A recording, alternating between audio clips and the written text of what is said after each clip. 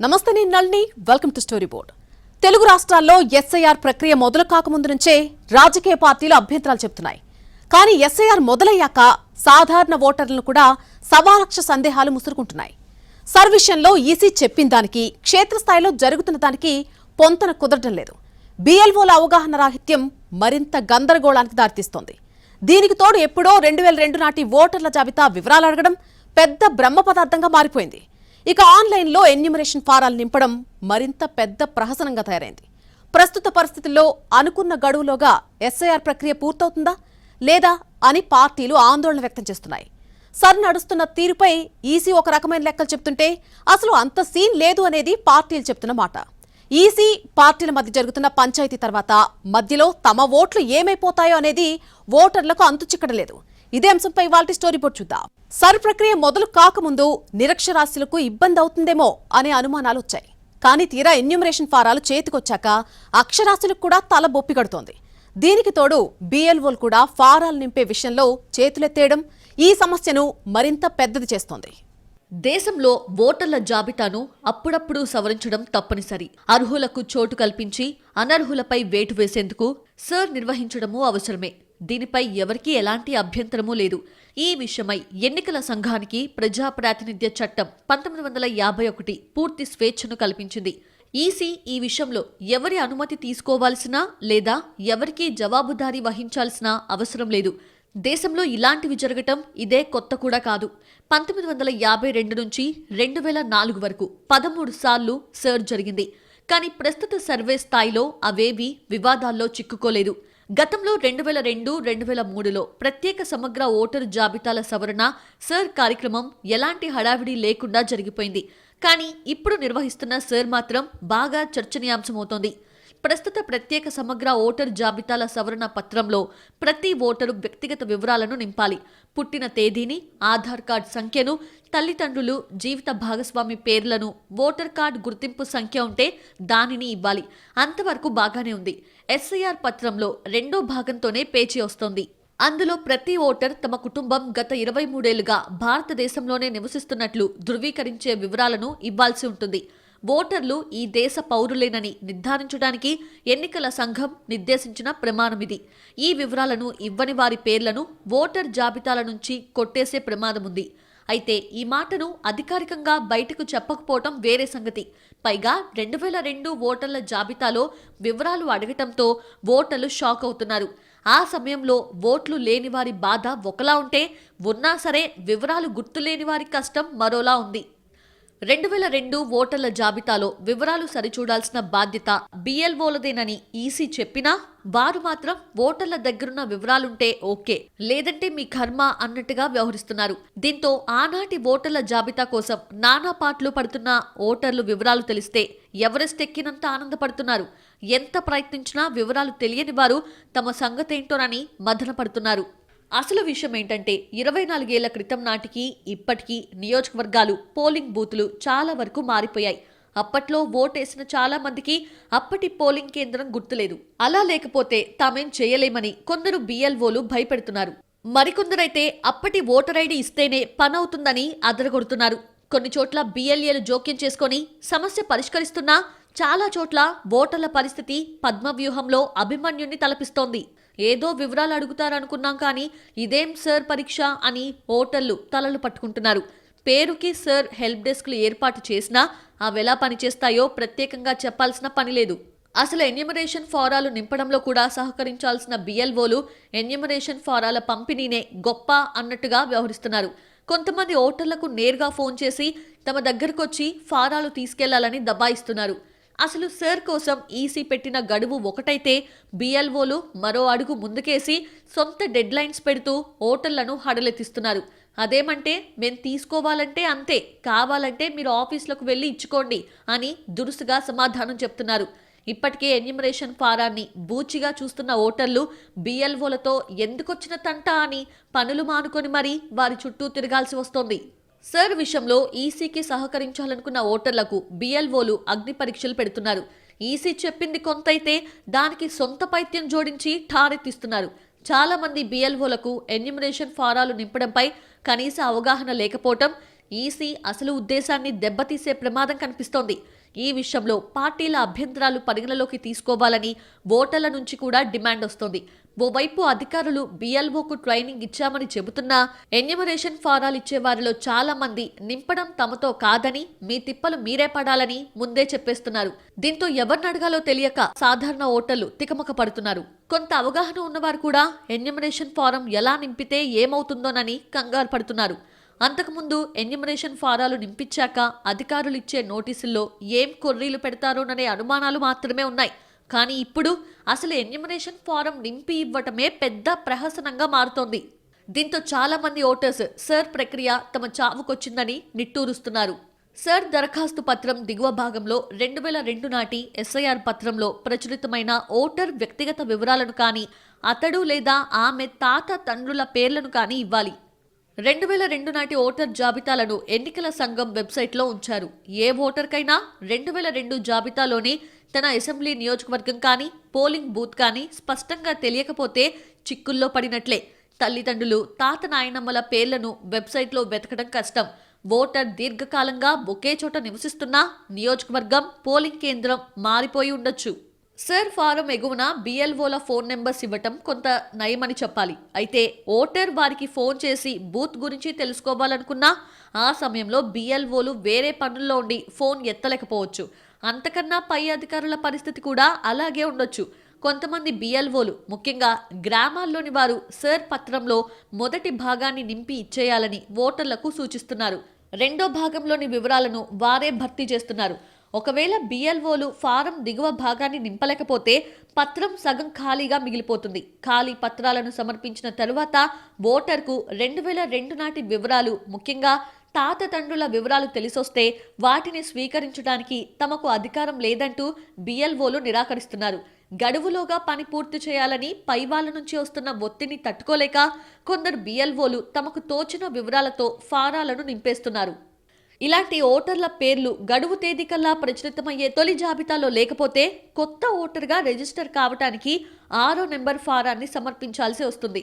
కొంతమంది ఓటర్ల పేర్లు, వారి తాత తండ్రుల పేర్లు 2002 ఓటర్ల జాబితాలో ఉన్నప్పటికీ ప్రస్తుత జాబితాల్లో లేకపోవడంతో SIR ఫారాన్ని పొందలేకపోతున్నారు. వీరి పేర్లను ఉద్దేశపూర్వకంగా కానీ, కాకతాళీయంగా కానీ జాబితా నుంచి తొలగించి ఉండొచ్చు. ఇలాంటి వారు కూడా కొత్త ఓటర్స్గా 6వ నెంబర్ ఫారాన్ని సమర్పించాల్సి వస్తోంది. సర్ విషయంలో ఈసీకి సదుద్దేశాలున్నా క్షేత్రస్థాయికి వచ్చేసరికి అది నానా రకాలుగా భ్రష్టు పడుతోంది. అలా జరగకుండా ఇప్పటికైనా అధికారులు జాగ్రత్త పడాలి. ఏదోలా ఓటర్ల నుంచి సమాచారం తీసుకోవాలే కానీ వారిని అదరకొట్టి బెదరకొడితే మొదటికే మోసం వస్తుందన్న సంగతి మర్చిపోకూడదు. మొత్తం మీద సర్ విషయంలో నిర్దిష్టంగా సమాచారం అందిస్తూ ప్రజల భయాందోళనల్ని ఉపశమింపజేసేందుకు కేంద్ర ఎన్నికల సంఘం తగిన చర్యలు తీసుకోవాలి. లేకపోతే పెద్ద సంఖ్యలో ఓట్లు గల్లంతయ్యే ప్రమాదం ఉందని రాజకీయ పార్టీలు మొత్తుకుంటున్నాయి. కేవలం తమ అభ్యంతరాలను గుడ్డిగా నమ్మాల్సిన పని లేదని, ఏ నియోజకవర్గంలో ఏ పోలింగ్ బూత్లో పారదర్శకంగా విచారణ చేసినా అసలు ఓటర్ల కష్టాలేంటో ఈసీకి తెలుస్తాయని BLOలు పార్టీలకు అతీతంగా తేల్చి చెబుతున్నారు. SIR నిర్వహణ ఇదే మొదటిసారి కాకపోయినా ఇంత గందరగోళం గతంలో ఎప్పుడూ లేదు అనేది సర్వత్రా వినిపిస్తున్నమాట. సర్కి ప్రాథమిక పునాది లాంటి మ్యాపింగ్ ప్రక్రియ నుంచే తప్పులు దొర్లాయని పార్టీలు మొత్తుకుంటున్నాయి. చాలా చోట్ల BLOలు, BLAలకు సమాచారం ఇవ్వకుండా ఇష్టారాజ్యంగా ఎన్యూమరేషన్ ఫారాలు పంపిణీ చేస్తున్నారు అనే ఆరోపణలు గట్టిగా వినిపిస్తున్నాయి. భారత ప్రజాస్వామ్యానికి పునాది ఎన్నికల ప్రక్రియ. దీని ప్రాధాన్యతను గుర్తించిన భారత రాజ్యాంగ రూపకర్తలు ఎన్నికల సంఘానికి స్వయం ప్రతిపత్తి కల్పించారు. ఆ ప్రక్రియలో భాగంగానే ఓటర్లలో అర్హులెవరో, అనర్హులెవరో తేల్చే కీలక బాధ్యతను అప్పగించారు. ఇప్పటిదాకా ఈసీ విశ్వసనీయతపై ఎప్పుడూ సందేహాలు వ్యక్తం కాలేదు. కానీ ఇప్పుడు మాత్రం ఈసీ అధికార పార్టీ ఒత్తిడి మేరకు పనిచేస్తోందనే నిందను మోయాల్సిన దుస్థితి వచ్చింది. దీంతో కీలకమైన సర్ ప్రక్రియలో ముందే మొదలైన అనుమానాలకు అది జరుగుతున్న ప్రక్రియలో లోపాలు మరింత ఆజ్యం పోశాయి. సర్ ప్రక్రియకు పునాది అయిన మ్యాపింగ్ ప్రక్రియలోనే తీవ్ర లోపాలు జరిగాయనే వాదన అసలు మొత్తం ప్రక్రియనే ప్రశ్నార్థకం చేస్తోంది. ఉదాహరణకు తెలంగాణలో 119 అసెంబ్లీ నియోజకవర్గాల ఓటర్లకు సంబంధించి ఇప్పటికే 2,62,62,322 మ్యాపింగ్ పూర్తవగా 99,64,126 ఓటర్ల మ్యాపింగ్ జరగలేదు. 2002 నాటి ఓటర్ల జాబితాతో 2025 ఓటర్ల జాబితాను పోలుస్తూ నిర్వహిస్తున్న మ్యాపింగ్లో దాదాపు 1 కోటికి పైగా ఓటర్స్పై సందేహాలున్నాయి అనడంతో అర్హులైన ఓటర్లలో తీవ్ర ఆందోళన ప్రారంభమైంది. అక్షర దోషాలు, ఇంటి పేర్లు, తల్లిదండ్రుల పేర్లు, వారి చిరునామాల్లో తేడాలు వంటి చిన్న చిన్న కారణాలతో 1 కోటికి పైగా ఓటర్లను సందేహాస్పద జాబితాలో చేర్చడంతో ఓటు హక్కు కోల్పోతామనే భయం రాష్ట్ర ఓటర్స్లో నాటుకుంది. అర్హులైన వారికి అన్యాయం జరగదనే భరోసా కల్పిస్తూ సర్ పారదర్శకంగా నిర్వహించడంలో రాష్ట్రంలోని మొత్తం 35,985 పోలింగ్ బూతుల పరిధిలో విధులు నిర్వహిస్తున్న ఎన్నికల సిబ్బంది BLOలతో పాటు రాజకీయ పార్టీల ఏజెంట్లు BLAల పాత్ర కీలకమైంది. ఓటర్ల జాబితాలో డూప్లికేట్, చనిపోయిన వారు, చిరునామా మారిన వారు, 2 చోట్ల ఓట్లున్నవారు, అర్హత లేని వారి పేర్లను తొలగించటమే సర్ లక్ష్యమని ఎన్నికల సంఘం ప్రకటిస్తున్నా ఈ ప్రక్రియ జరుగుతున్న తీరు, మరీ ముఖ్యంగా BLOల నిర్లక్ష్యం లేనిపోని భయాలు క్రియేట్ చేస్తోంది. మొదటి 2 దశల్లో దేశంలో నిర్వహించిన సర్ని పరిశీలిస్తే బీహార్లో 65 లక్షలు, ఉత్తరప్రదేశ్లో 2.5 కోట్లు, తమిళనాడులో 97.3 లక్షలు, పశ్చిమ బెంగాల్లో 90 లక్షలు, గుజరాత్లో 70 లక్షలు, మధ్యప్రదేశ్లో 34.25 లక్షలు, రాజస్థాన్లో 31 లక్షలు, ఛత్తీస్గఢ్లో 25 లక్షల ఓట్లు తొలగించారు. ముఖ్యంగా బీహార్, పశ్చిమ బెంగాల్, ఉత్తరప్రదేశ్, తమిళనాడు, గుజరాత్, అస్సాంలో పలు వివాదాలు చెలరేగాయి. ఇప్పుడు 3వ దశలో తెలుగు రాష్ట్రాల్లో సర్ పూర్తయ్యాక ఎంతమంది ఓట్లు గల్లంతవుతాయోనని ఇక్కడి పార్టీలు ఆందోళన చెందుతున్నాయి. బీహార్లో 1 కోటి వరకు ఓట్లు తొలగిస్తున్నారని తొలుత చెప్పినా న్యాయస్థానాల జోక్యంతో చివరికి సుమారు 65 లక్షల ఓట్లు రద్దయ్యాయి. బెంగాల్లో కూడా సర్ సంచలనం రేపింది. అత్యున్నత న్యాయస్థానం సుప్రీంకోర్టు పారదర్శకత కోసం ఆ రాష్ట్రంలో న్యాయమూర్తులను పరిశీలకులుగా నియమించాల్సి వచ్చింది. అసెంబ్లీ ఎన్నికలు ముగిసిన తర్వాత కూడా బెంగాల్లో ఓటర్ల తొలగింపు కేసులు న్యాయస్థానాల్లో కొనసాగుతూ ఉండటం సర్ ఏ విధంగా భ్రష్టు పట్టిందో చెప్పడానికి తిరుగులేని నిదర్శనం. అస్సాంలో బంగ్లాదేశ్ వలసదారుల సాకుతో భారీగా ఓట్లు తొలగించారనే ఆరోపణలు వెల్లువెత్తుతున్నాయి. ఈ ఉదంతాలన్నింటినీ పరిశీలిస్తే ఓటర్లకు భరోసా కల్పించాల్సిన సర్ వారిలో తీవ్ర స్థాయిలో భయాందోళనకి కారణమైందని తేలిపోతోంది. తెలుగు రాష్ట్రాల్లో సర్ విషయానికొస్తే ఇక్కడ బీహార్, బెంగాల్ స్థాయి వివాదాలు లేకున్నా సైలెంట్ గా భారీ స్థాయిలో ఓట్లు గల్లంతవుతున్నాయని BLAలు ఆందోళన చెందుతున్నారు. ఇప్పటికే విడతల వారీగా ఈసీ నిర్వహించిన సమావేశాల్లో వివిధ పార్టీల ప్రతినిధులు సర్ పేరుతో ఏం జరుగుతుందో తెలియటం లేదని ఆవేదన వ్యక్తం చేశారు. అవసరమైతే గడువు పొడిగించైనా సర్ని సమగ్రంగా నిర్వహించాలని ఈసీని కోరారు. ఇంటి పేరులో సందేహాలున్నాయి అంటూ తన పేరును కూడా అనుమానాస్పద ఓటర్ల జాబితాలో పెట్టారని ఉప ముఖ్యమంత్రి స్థాయి వ్యక్తి వ్యాఖ్యానించారంటే ఇక సాధారణ ఓటర్ల పరిస్థితి ఎలా ఉంటుందో అర్థం చేసుకోవచ్చు. ఎన్నికల సంఘం రూపొందించిన డెమోగ్రఫీ సిమిలర్ ఎంట్రీస్ సాఫ్ట్వేర్తో బోగస్, డూప్లికేట్ 2 చోట్ల ఉండే ఓట్లను తొలగించే అవకాశాలున్నాయి. ప్రధానంగా గ్రేటర్ శివాలలో కొత్త కాలనీల్లో భారీగా ఓట్లు తొలగించటం, జోడించటం జరగొచ్చు. ఓటర్లు 11 రకాల గుర్తింపు కార్డుల్లో ఏదో ఒకటి తమ రుజువుగా చూపించవచ్చని భారత ఎన్నికల సంఘం ప్రకటించింది. ఇతర రాష్ట్రాల్లో వలె తెలంగాణలో కూడా బీజేపీ తమ పార్టీకి వ్యతిరేకమైన ఓట్లను లక్ష్యంగా చేసుకునే అవకాశాలున్నాయి అనేది ప్రతిపక్షాల ప్రధాన ఆరోపణ. మన ప్రజాస్వామ్యంలో ఓటు హక్కు విలువైంది కాబట్టి సర్ ప్రక్రియ ఎలాంటి రాజకీయ ఒత్తిళ్లు లేకుండా పారదర్శకంగా సాగితేనే ప్రజల్లో ఎన్నికల వ్యవస్థపై విశ్వాసం పెరుగుతుంది. స్వయం ప్రతిపత్తి కలిగిన ఎన్నికల సంఘం నిష్పక్షపాతంగా సర్ని విజయవంతంగా పూర్తి చేయాలని ప్రజాస్వామ్యవాదులంతా కోరుకుంటున్నారు. ఓటర్ల జాబితాను సవరించే ప్రక్రియ గతంలో దేశంలో పలుమార్లు నిర్వహించినా ఇప్పుడున్నట్టు ఎప్పుడూ వివాదాస్పదం కాలేదు. దేశంలో ఇంతకు ముందు 1951, 52, 1960, 1980, 1993, 1995, 2002, 2004 సంవత్సరాల్లో సర్ ప్రక్రియ నిర్వహించారు. 1993 నుంచి 95లో ఎన్నికల గుర్తింపు కార్డు జారీ చేసే సమయంలోనూ దేశవ్యాప్తంగా ఓటర్ల జాబితాను సవరించారు. ఈ అన్ని సందర్భాల్లోనూ పారదర్శకంగా సర్ ప్రక్రియ చేపట్టిన చరిత్ర ఎన్నికల సంఘానికుంది. ప్యూరిఫికేషన్ కోసం ఓటర్ల జాబితా సవరణ చేపడుతున్నట్లు చెబుతున్న ఎన్నికల సంఘం ప్రజలకు సందేహాలు లేకుండా క్లారిఫికేషన్ ఇవ్వాలి. అందరికీ టెక్నాలజీలో అనుభవం ఉండదు కాబట్టి సర్పై ఓటర్లలో పూర్తి అవగాహన కల్పించాల్సిన బాధ్యత ఎన్నికల సంఘంపై ఉంది. సర్ పేరుతో ఏం చేసినా అర్హులైన ఓటర్ల జాబితా కోసమేనని కేవలం మాటలు చెప్పడం కాకుండా ఆచరణలోనూ అదే ఉద్దేశం కనిపించేలా జాగ్రత్తలు తీసుకోవాలి. ఆదరాబాదరాగా ఎన్యూమరేషన్ ఫారాల పంపిణీ, స్వీకరణ కాకుండా తగినంత సమయం ఇవ్వాలి. BLOలను మరింత మెరుగ్గా సన్నద్ధం చేయాలి. ఎన్యూమరేషన్ ఫారాల్లో భాష విషయంలోనూ జాగ్రత్తలు తీసుకోవాలి. చదువు రాని వారిని పక్కన పెడితే కనీసం చదువుకున్న వారికైనా తేలికగా అర్థమయ్యేలా ఫారాల్లో భాష ఉండటం అత్యవసరం. రాజకీయ పార్టీల ప్రతి అభ్యంతరాన్ని తోసేయకుండా ఓసారి ఓటర్ల అభిప్రాయం కూడా తీసుకొని వాస్తవ సమస్యలపై ఫోకస్ పెట్టడం చాలా అవసరం. ఇలా జరిగిన పొరపాట్లు సరిదిద్దుకుంటేనే సర్ ప్రక్రియపై ఓటర్లకైనా విశ్వాసం కలుగుతుంది. లేకపోతే వారు కూడా పార్టీల మాదిరిగానే రకరకాల అనుమానాలు పెంచుకునే అవకాశం చేజేతులా ఈసీనే ఇచ్చినట్టవుతుంది. ప్రజాస్వామ్య దేశంలో ఓటుకు చాలా విలువ ఉంది.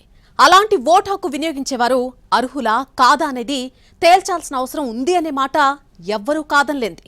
కానీ అంత కీలకమైన ప్రక్రియను హడావిడిగా గుడ్డెద్దు చేలో పడ్డట్టుగా చేస్తున్నారనే అభియోగాలకు ఖచ్చితంగా సరైన సమాధానం రావాల్సి ఉంది.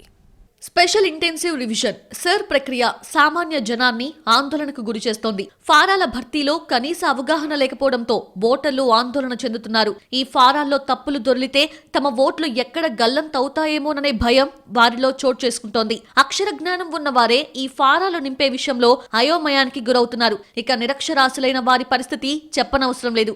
మొత్తం మీద జాతీయ స్థాయి కఠిన ఎంట్రన్స్ పరీక్షల కంటే ఇప్పుడు సర్ ప్రిపరేషన్ ఓటర్లకి పెద్ద కష్టంగా మారింది. తమ ఓట్లు గల్లంతైతే సంక్షేమ పథకాలు నిలిచిపోతాయేమోననే ఆందోళనతో బిఎల్ఓలిచ్చిన ఫారాలను తీసుకొని తెలిసిన వారి చుట్టూ తిరుగుతున్నారు ఓటర్స్.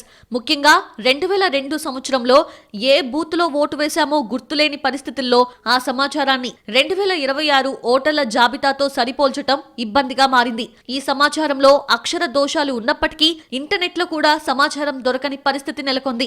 2002 ఓటర్ జాబితాలో ఎపిక్ నంబర్ లేకపోవటం వల్ల ఇప్పుడు మరింత ఇబ్బందిగా మారింది.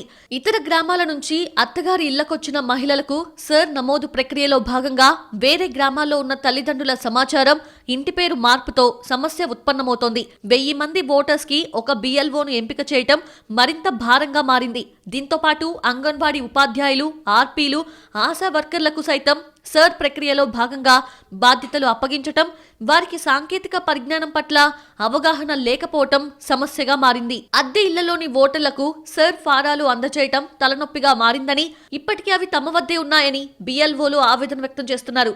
2002లో ఇంటి నెంబర్లకు, 2026లో ఇంటి నెంబర్లకు పొంతనలేని సమాచారం ఉండటంతో ఫారాలు భర్తీ చేసేవారికి ఇబ్బందిగా మారింది. ఓటర్ల జాబితా పరిశీలనలో ఒక్క ఓటు కూడా గల్లంతు కాకుండా ఎన్నికల కమిషన్ గడువు తేదీని పొడిగించడంతో పాటు సాంకేతిక పరిజ్ఞానం ఉన్న ఉద్యోగులతో ప్రత్యామ్నాయ ఏర్పాట్లు చేయాలని ఓటర్స్ కోరుతున్నారు. 2002లో ఎక్కడ ఓటు వేశామో గుర్తులేదు. అలాంటప్పుడు 2026 సంవత్సరంలోని ఓటర్ జాబితాతో పొంతనలేని పరిస్థితి నెలకొని ఉంది. దీనివల్ల తప్పనిసరిగా ఓట్లు గల్లంతవుతాయి. బిఎల్ఓలే ఇంటింటికి తిరిగి ఈ ఫారాలు భర్తీ చేసేలా ఏర్పాట్లు చేయాలనేది మెజారిటీ ఓటర్ల అభిప్రాయంగా ఉంది. ఓటర్ జాబితాలో పేరు నమోదు కాకపోతే రేషన్ కార్డ్, ఇతర సంక్షేమ పథకాలు నిలిచిపోతాయనే ప్రచారం జరుగుతోంది. దీంతో సర్ ఫారాలు పట్టుకొని రోజుల తరబడి తిరుగుతున్నారు ఓటర్లు. కొంతమంది కాళ్ల వేళ్ల పడ్డా ఫారాలు నింపే దారి దొరకటం లేదని లబోదిబోమంటున్నారు. మన దేశం ప్రపంచంలోనే అతిపెద్ద ప్రజాస్వామ్య దేశం. ఇక్కడ ప్రతి ఎన్నిక కేవలం రాజకీయ పార్టీల మధ్య పోటీకి ఒక వేదిక మాత్రమే కాదు, పౌరుల ప్రజాస్వామ్య విశ్వాసానికి నిదర్శనం కూడా. ఎన్నికల ప్రక్రియలో ఉండే నిష్పాక్షికత, పారదర్శకతే ఈ విశ్వాసానికి పునాది. ఏ పౌరుడు తన ప్రజాస్వామ్య హక్కుని వినియోగించుకుంటాడో నిర్ధారించేది ఓటర్ జాబితానే కాబట్టి ఈ ప్రక్రియకు ఓటర్ జాబితానే ఆధారం. ఈ తరుణంలో స్పెషల్ ఇంటెన్సివ్ రివిజన్ సర్ వివాదాలకి కేంద్రంగా మారటం ఎవరికీ మంచిది కాదు. ఓటర్ల జాబితా ఖచ్చితంగా తాజాగా ఉండేలా చూసుకోవడానికి ఎన్నికల సంఘం ఓటర్ల జాబితాను క్రమం తప్పకుండా సవరిస్తోంది.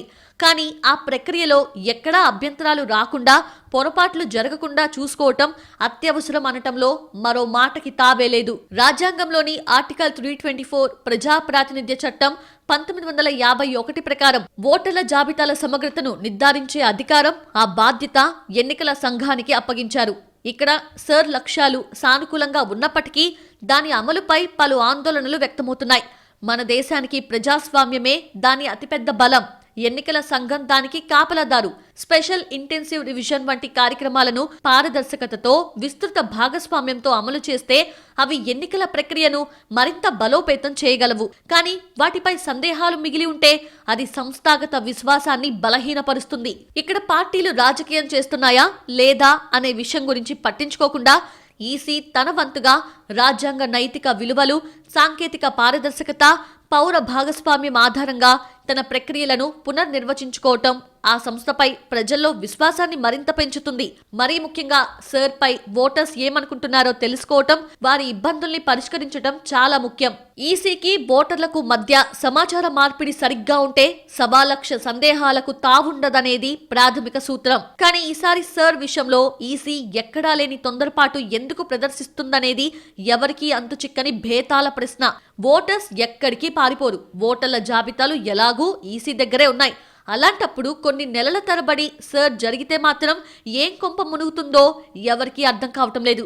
ఈసీ తీరు ఇలాగే ఉంటే అసలు ఓటర్ల జాబితా గురించి మర్చిపోవటం మంచిదని జనం అనుకునే ప్రమాదం, తద్వారా ఓట్ల శాతం కనీస స్థాయికి పడిపోయే ముప్పు పొంచి ఉన్నాయి అనేది కాదనలేని సత్యం. ఇప్పటికైనా ఈసీ సర్ అసలు ఉద్దేశాన్ని సరైన రీతిలో అర్థం చేసుకోవాలి. రాజ్యాంగ నిర్మాతలు ఈసీకి సర్ చేపట్టే అధికారం ఇచ్చిన మాట నిజం. కానీ ఆ అధికారాన్ని ఈ దేశ పౌరులందరికీ ఓటేసే హక్కు ఇవ్వటం కోసమే కానీ అవగాహన లేని బిఎల్ఓలతో సర్ నిర్వహించి అసలుకే మోసం తేవటానికి కాదని పార్టీలు గుర్తు చేస్తున్నాయి. ఇకనైనా సర్ విషయంలో సరైన రీతిలో వ్యవహరించకపోతే, ఈసీ సకాలంలో మేలుకోకపోతే భవిష్యత్తులో ఓట్లు భారీగా గల్లంతైతే, ఓటర్లలో అనవసర ఆందోళన తలెత్తితే దానికి ఆ సంస్థే బాధ్యత తీసుకోవాలని బిఎల్ఏలు హెచ్చరిస్తున్నారు. చేతులు కాలేక తమని సాయం అడిగినా మేం కూడా ఏమీ చేయలేమని వారు ముందే చేతులెత్తేస్తున్నారు. ఏదేమైనా అర్హత గల ఓటర్స్ ఎవరో తేల్చాల్సిన సర్ ప్రక్రియ ఇలా అడుగడుగునా వివాదాలకు, లెక్కలేనన్ని సందేహాలకు ఆస్కారం ఇవ్వటం ఎవరికీ మంచిది కాదనే విషయంలో మరో మాటకి తావులేదు.